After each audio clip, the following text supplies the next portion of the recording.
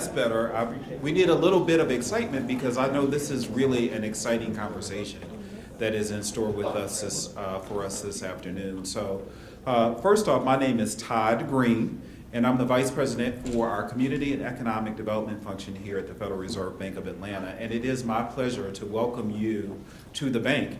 And in speaking with several of you, I understand that it is your first time here, so hopefully you got the regular security treatment and not the extra.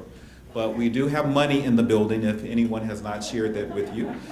We just have a few dollars downstairs in our vault, so we want to make sure that you are secure here in the building with our dollars. But it is my job to welcome you to what I've said is a very exciting conversation. We have the benefit of having one of my colleagues from the Federal Reserve Bank of Minneapolis who's going to really kick us off and talk about the day.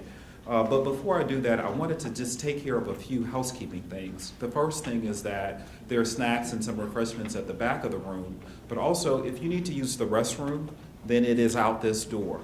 And if for any reason you need to leave the building before this event concludes, then please make sure that you step out this door over here and someone will, it's important that someone escort you out of the building. And also, I want to share a little bit about some of the work that we're doing. You're going to hear from Stuart in just a little bit from our team, but here at the Fed, many of you know that we're engaged in some very important functions like supervising and regulating financial institutions, banks, et cetera. And you also know that we have cash and we're responsible for payments, the nation's payments function. But we also have a big responsibility, and that's around monetary policy. So I think everyone understands when they hear about the interest rate. So that will, so those decisions, in fact, will be made next week in Washington, and the media will watch. But one very little known aspect about the Federal Reserve Bank is the community development function. And in our function, we focus on several areas. One is small business. We also are looking at issues around housing, community and economic development finance, and human capital related topics. Really our focus is around Main Street. So the next time when you're watching the news tonight and they say, well, the Fed doesn't understand about Main Street, well, that's not true. We have a whole function that's devoted to that. So I'm responsible for that function, and my team members are in the room. Some of them are. So if you'll raise your hands. Okay, all right, great. So with that, I want to bring up Stephanie Blank, and I think many of you, she really needs no introduction, and I'm not even going to attempt to do that. But I'm just so, it's been very nice for me to get to know her over the last couple of years. She certainly is a tireless advocate for children, philanthropist, but even beyond that, she just is a wonderful, creative, smart, energetic woman, and it's just been my pleasure to get to know her as a member of our GEEARS board. So Stephanie, if you'll come forward.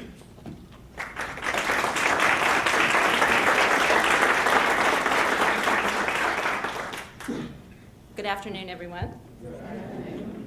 So Milton was teasing me just then. He said, Todd just said nice. He didn't say it was like great, wonderful. But we have enjoyed having Todd as a part of our team on the GEEARS board. He brings a very realistic view to these issues, and is always the one who finds the one facet that we didn't think to really look at. So thank you, Todd, for your ability to bring a different perspective to how we look at these issues. So GEEARS is, as you see, an alliance. And we serve to kind of galvanize both the funding community as well as the provider community in engaging civic leadership throughout the state and understanding why early education is not only important, but really is the linchpin of everything that we want to do for our children. And we have also learned in this journey that we need to keep engaging folks in this conversation by exposing everyone to the latest in brain science, that's a rapidly advancing field, and every day it seems like there's something new coming out about this critical time period that occurs not just at birth, but even prenatally, up until children enter in what we traditionally call school. That's the K through 12 system. But we know a tremendous amount is happening way before that. And it is a unique opportunity in a child's life to make an incredible difference that will not only affect them in their childhood, but into adulthood as well.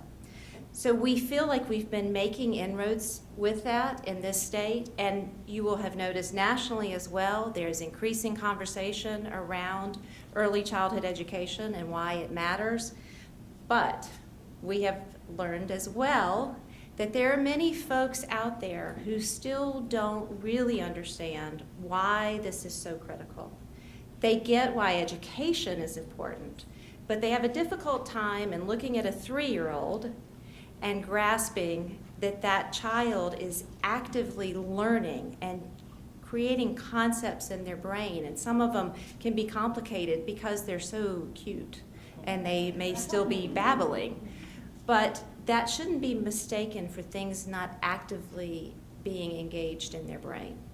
So as cute and cuddly and temperamental and everything else that babies and toddlers can be, it is a very acute time, and it's one that if we are really going to change the paradigm and what's happening educationally, we have to pay attention to.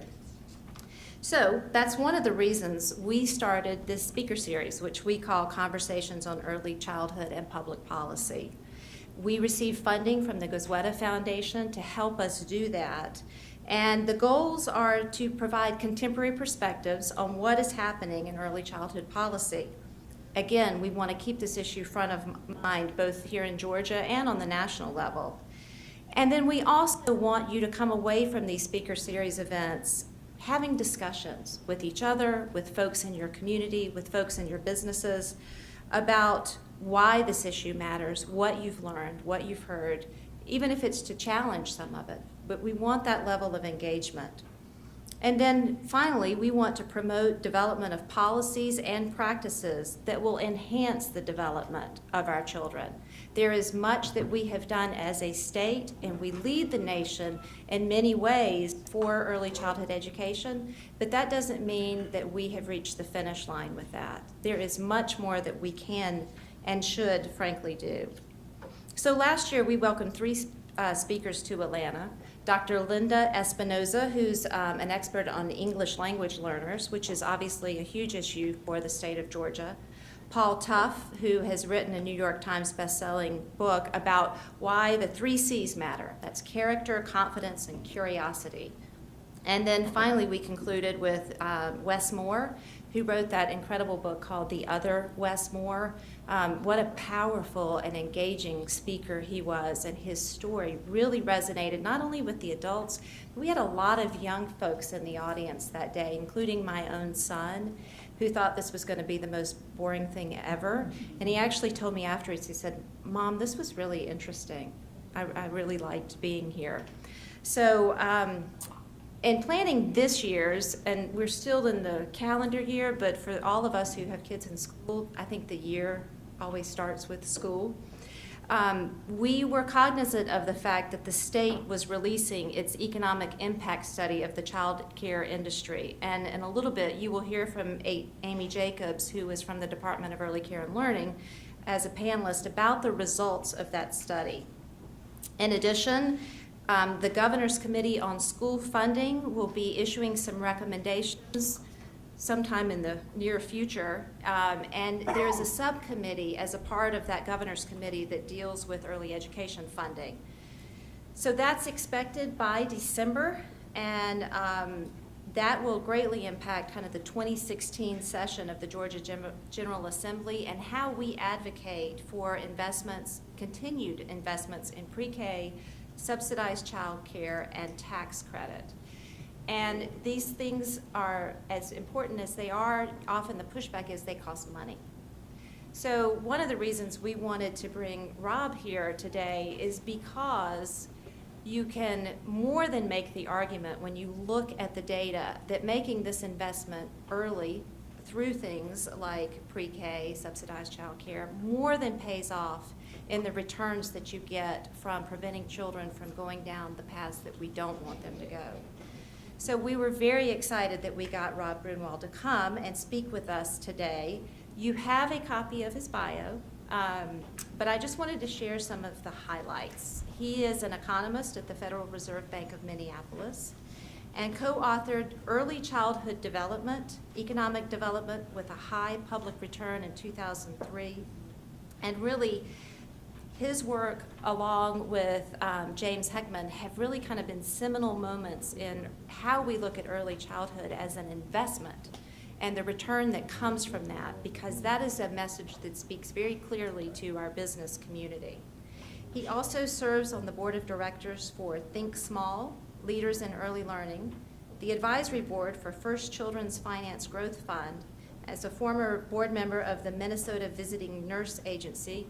Yay, home visiting. We were talking about that earlier. That's a big thing that we are both big fans of. And is past president for the Minnesota Economic Association. And as we have done with our past speaker series events, we look to find a partner who will help us co-host and promote each program. And frankly, today's host couldn't be a better partner, and that is the Federal Reserve. You already met Todd. Where did Todd go? Oh, there he is. But the other thing that you may not know is that Beverly Daniel Tatum and Dennis Lockhart chaired through the United Way a commission to look at early childhood. And so we had many, many, many meetings here, and many of you, there's several of you in the room who were on that early childhood study group. I know Milton was, Penny was, Jay was. Raise your hands if you were on that initial group. So it was, in fact, I am so happy that group was there because that's what formed GEEARS. So we have a long history with the Federal Reserve, with Dennis, and with Todd. So thank you for your investment in early childhood ed and for partnering with us today. And now I would like to bring Rob up.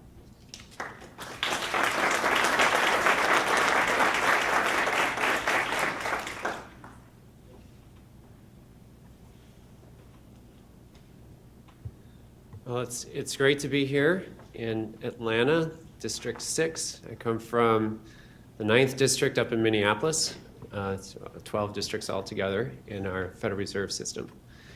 And just to start out with, today and tomorrow is probably the warmest days that I will experience for some months, unless I decide to travel somewhere else. And I'm wondering if I get these slides up here.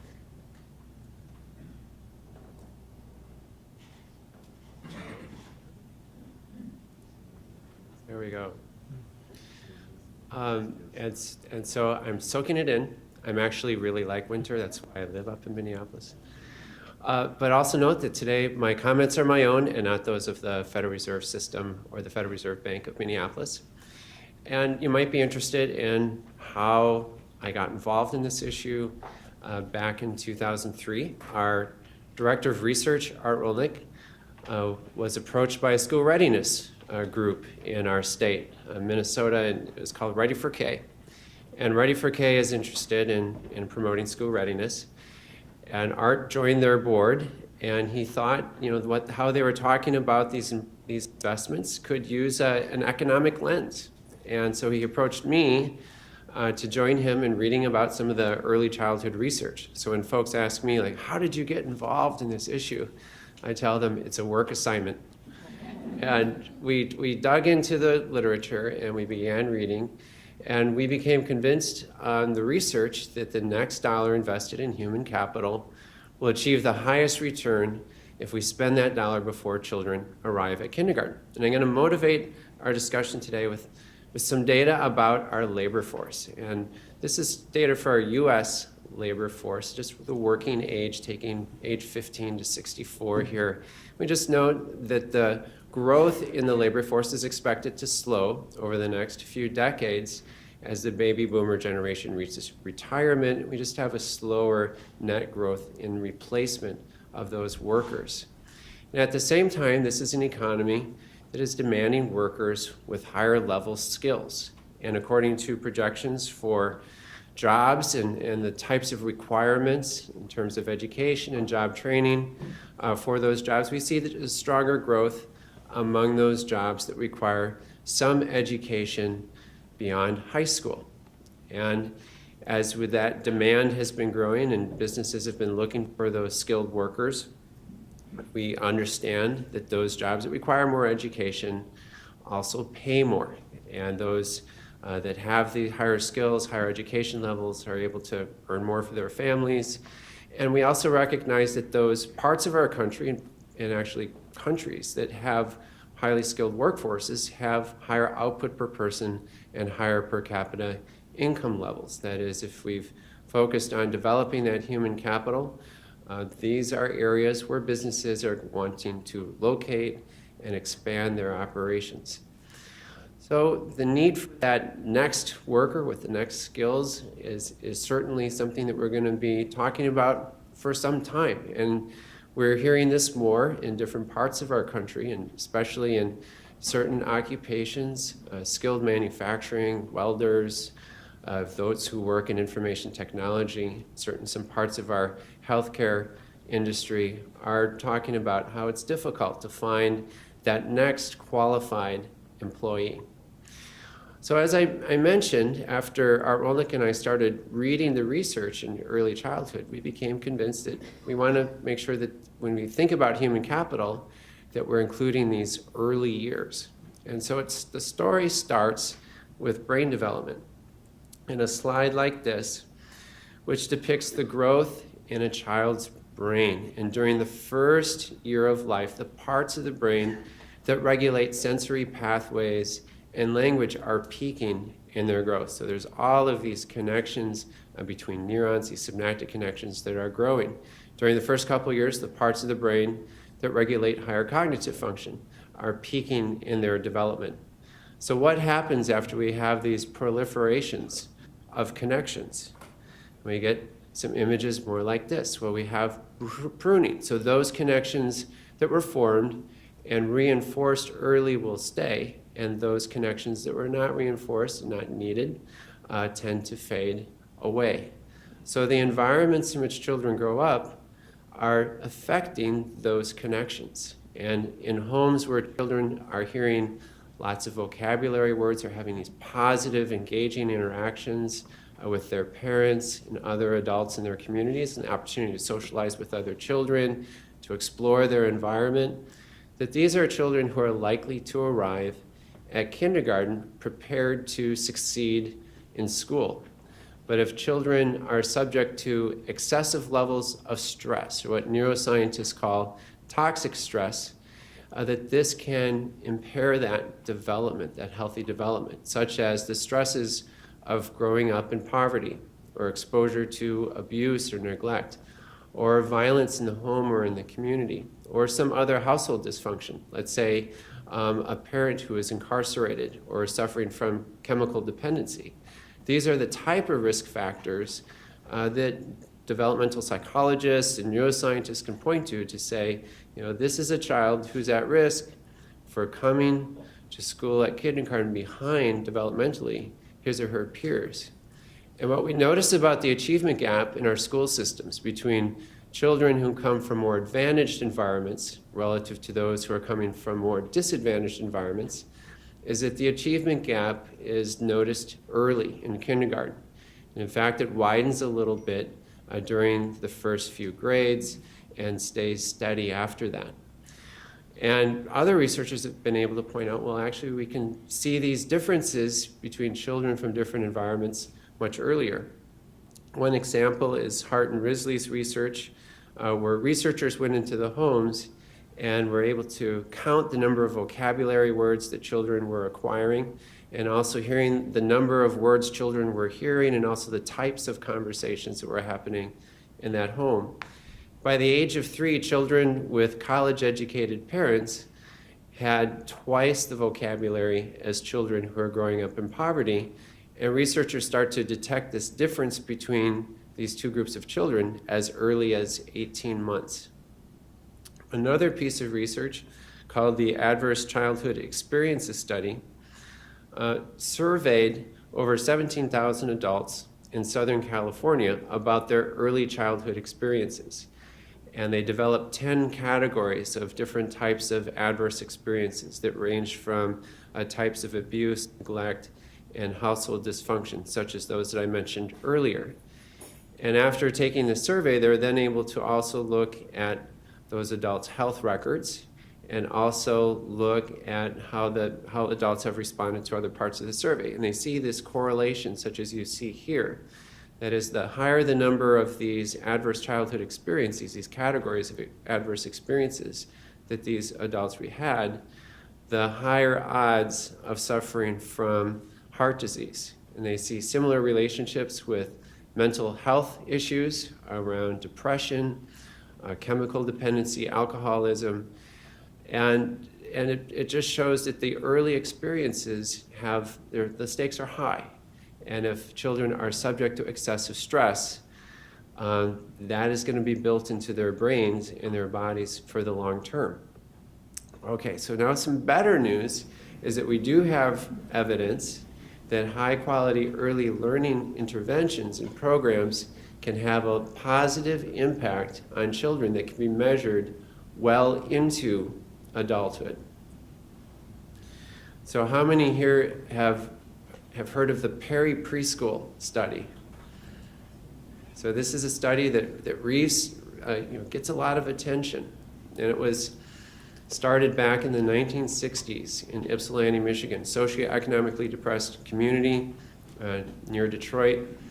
And here the special education director, David Weichart, was interested in, can we reduce special education costs and placements and help children do better in our schools if we provide a 2-year preschool program for them? So way back then, they conducted a randomized trial. And that helps us understand that this intervention, we can attribute the differences between children who are randomly assigned to the preschool relative to the control group were due to the preschool program. So what happened during that preschool program, children had a half-day school year experience. The teachers visited the homes of those children to reinforce lessons learned in the classroom in that home environment. And the follow-up study went to as long as age 40, and they only had 5% attrition. So they did a very good job at keeping in touch with all the study participants. So a number of differences between the two groups in terms of their education levels. Achievement scores were higher. High school graduation rate was higher, 65% compared with 45%. Of course, we want that 65% higher, but it's a notable difference between these two groups. And special education placements were reduced. So at age 40, there were a number of differences between the two groups as well. Home ownership rates were higher. Earnings in the workforce were higher. And since we're here at the Federal Reserve Bank, I wanted to note they were more likely to have a savings account at a bank. So now we bring in the economists, and they conduct a cost-benefit analysis of the project. First, adding up the cost of the Perry project is about $11,000 per year per child. On average, they attended for about a year and a half, just over a year and a half. We first see savings through the K-12 system due to reductions in special education. Then there's higher earnings, and this is mostly a private benefit going to the children who attended, but some comes back to the public in the form of higher tax revenue. And then crime rates, all crime rates in this study were essentially cut in half, from felonies to misdemeanors. Those were all cut in about half. And you could see the reduced need for the criminal justice system in terms of incarceration costs, court costs, and police protection, and then also reductions to the cost to the victims of crime. So it's a high ratio of benefits relative to costs, up to $16 returned for every dollar invested. And what Art Rolnick and I did at the Federal Reserve is we evaluated what the annual rate of return would be over the lifetime of these benefits. So starting as early as that 3-year-old starting the program up to about age 62. And we estimate that average annual return at 18%. Most of the benefit is accruing to the non-participant, to the public. And we estimate that public return at 16%. Nobel laureate James Heckman has reanalyzed the whole study from start to finish. and has made a more conservative assumption about how to evaluate the crime benefits and finds a rate of return of 10%. So still very strong rates of return. These are adjusted for inflation. If we look at how the stock market has returned over a relatively long time horizon, say 30 years, on average it's about a return about 6% once we adjust for inflation. So there are a number of other studies. I'm listing all 4 of these studies here. So these are the key 4 longitudinal studies that have been conducted. You can see Perry's listed in there. The Elmira study was conducted in Elmira, New York, and this is a study of a home visiting program, which is now known as the Nurse-Family Partnership. And in this model, a registered nurse counsels an at-risk expectant mother starting during pregnancy through the birth process until age 2. And in this study, they found that the home environments were safer. There were reduced visits to the emergency room. Also, the mothers were able to attain and retain employment. Their own personal goals were moving forward better.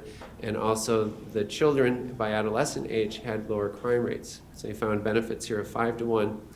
The Abecedarian Educational Child Care Program is a randomized trial, so is the Elmira study. Here, children were randomly assigned to a full-day, full-year program in Chapel Hill, North Carolina. And this was an educationally enriched experience for those children that also included connections with parents, parent activities at the center. And here they found benefits of 4 to 1. This included reductions in grade retention, special education costs. Children were more likely to attend college as an adult, and also they were less likely to be smoking at age 21. The Chicago Child Parent Center project is an example of a scaled program. So these other 3 studies, Nurse-Family Partnership has now been scaled as well. But the Chicago Child Parent Center project provides 2 years preschool, half day, and also includes parent education at the center. Started in Chicago, has recently been expanded to parts of Wisconsin and Minnesota. And they're finding evaluations of this expansion that they can replicate and achieve a positive effect on children at least 1 year into the program. So all of these ratios are over 1. So what does that mean? Getting a positive return on our investment. We're getting some money back. So we want to see those ratios over 1. In terms of annual rates of return, they range from 7% annually up to 20% annually over the lifetime of these investments, and that's adjusted for inflation. And when we ask who benefits the most from these investments, certainly the children and the families benefit from these investments.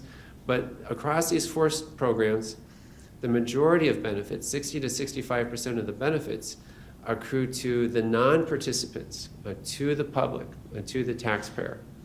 So this means you don't even have to like children to achieve this high rate of return.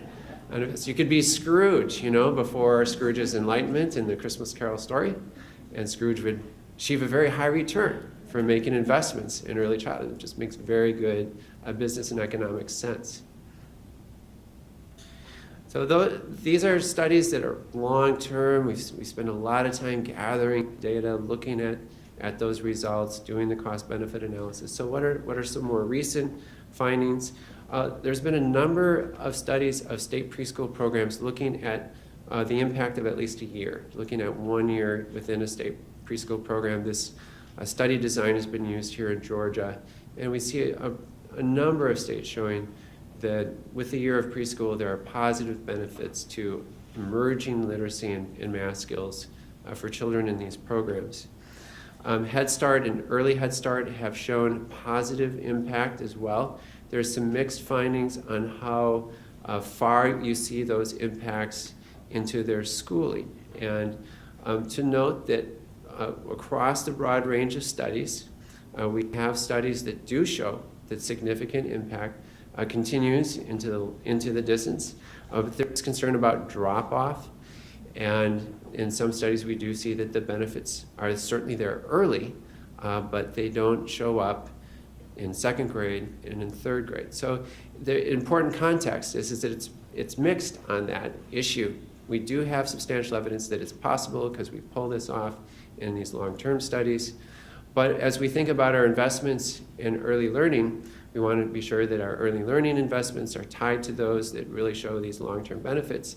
But secondly, looking at our connection between early learning system and our K through 12 system, that there is continuity in the type of curriculum, the type of emphasis that happens in those instructional units, and then also looking to our kindergarten and our early elementary grades and making sure that those are providing the type of environments that help to sustain those gains going forward.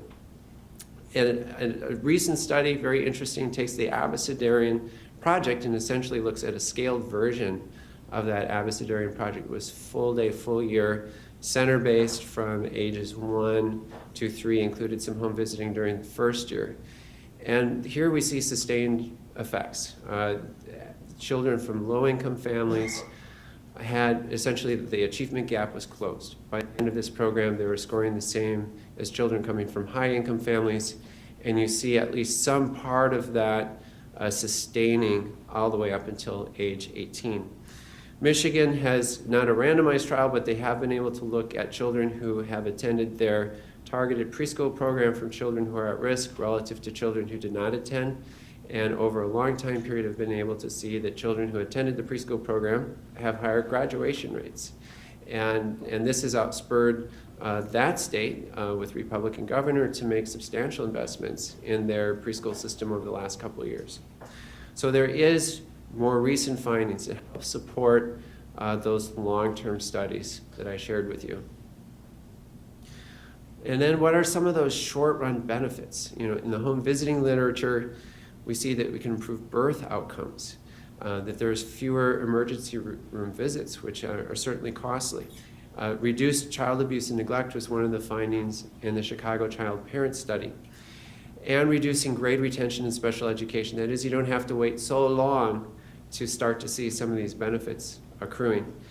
And having a solid child care system, that is, a child care system that is of high quality, that is reliable, allows parents to enter the workforce, and it also, while they're at work, they're less likely to be distracted by their child care arrangements. They're going to be more productive at work, they're less likely to be absent. Cornell University has taken an attempt to establish the dollar savings to U.S. business. It's something in the order of $300 billion or $3 billion is lost on some of the child care distractions that happen for parent employees.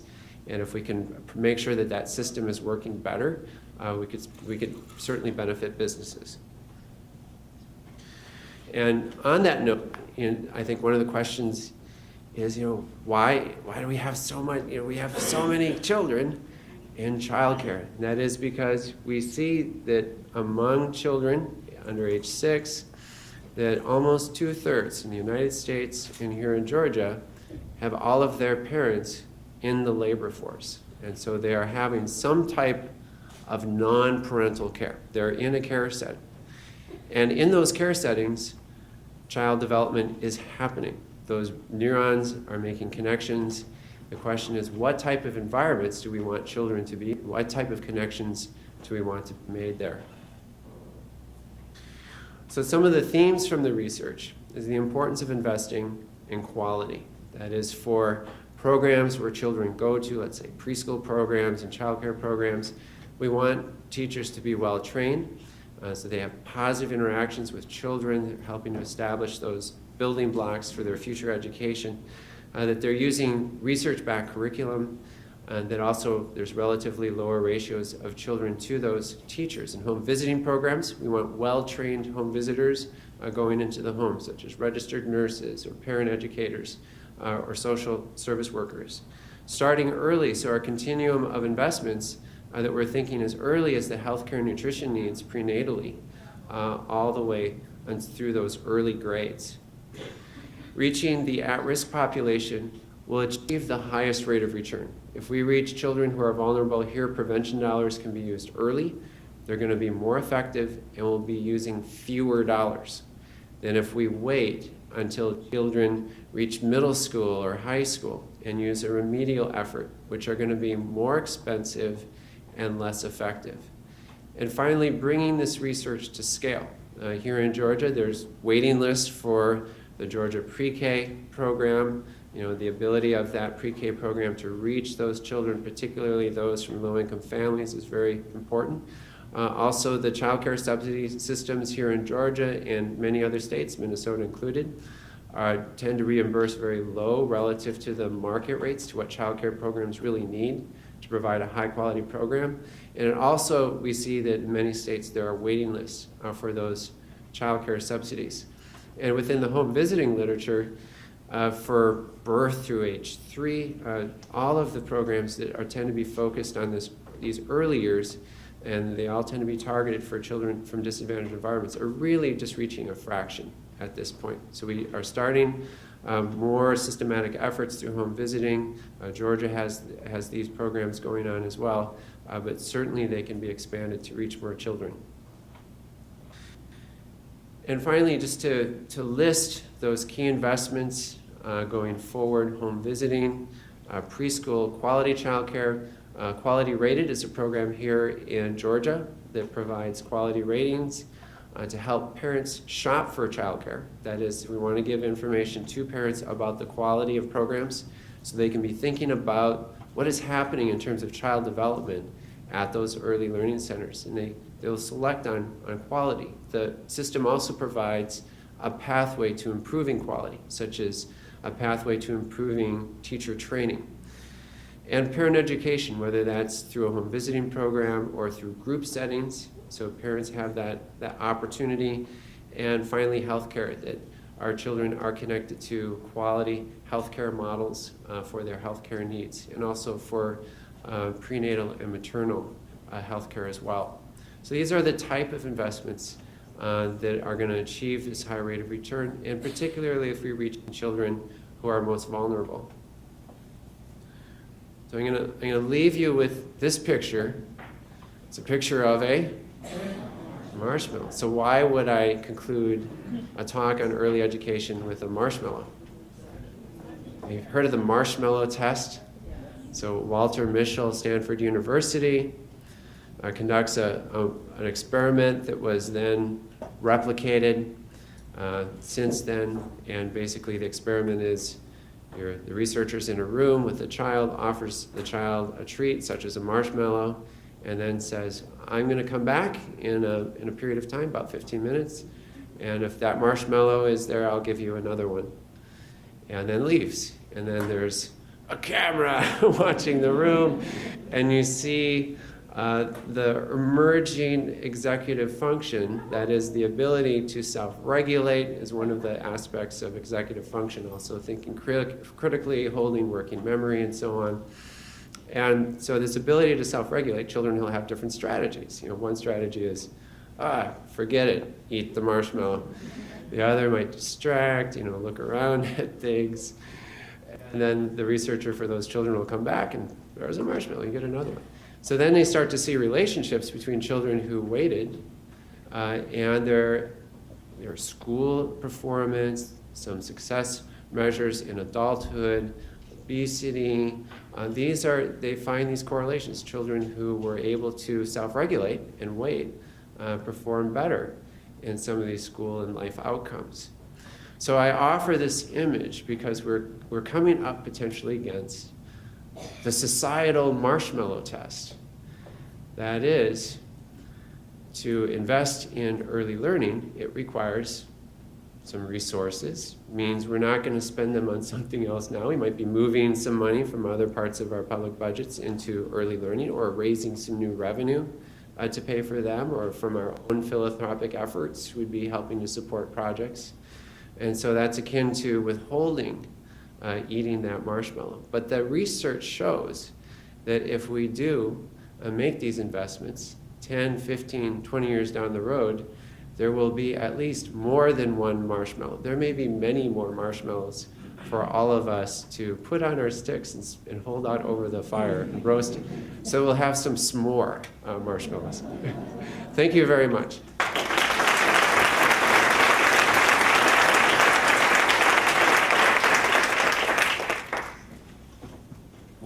Thank you, Rod. I don't know about anybody, but I'm getting hungry. I never wanted a s'more as much as I want one now. Our panel is going to get settled, but I want to make sure that I share with you that Rob is going to come back and we're going to have a really robust Q&A session. This is, I'm going to ask the panel just a few questions, but then the bulk of the rest of the time we're going to spend having a conversation with you. So we want to make sure that we include you and make sure that you get your questions, and so we'll move on from there. So I think I'll just start with, well, maybe I won't while they're getting settled. But we have a great panel with a variety of perspectives from the business community. And by the way, all of their bios, their brief bios are in your material here. But Kevin Greene from Gas South, Milton Little from the United Way, Amy Jacobs, who's our new commissioner of DeKalb, and also Stuart Andreasen, who is from the Atlanta Fed. So welcome and thank you so much for being here and sharing your perspectives. So Kevin, I think I want to start with you because you're kind of the unusual aspect of this panel, and that is from the business community. So in your role as a corporate CEO, why is this issue important to you?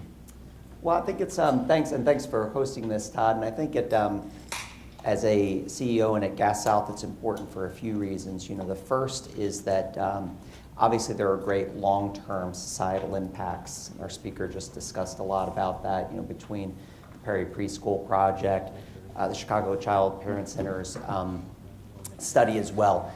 I think a lot of the societal benefits are really well documented. I think, and that early ed most helps, you know, lower income kids who don't have other options, you know, may not have that parent at home, may not be getting the type of care that they'll really benefit from at that very early age.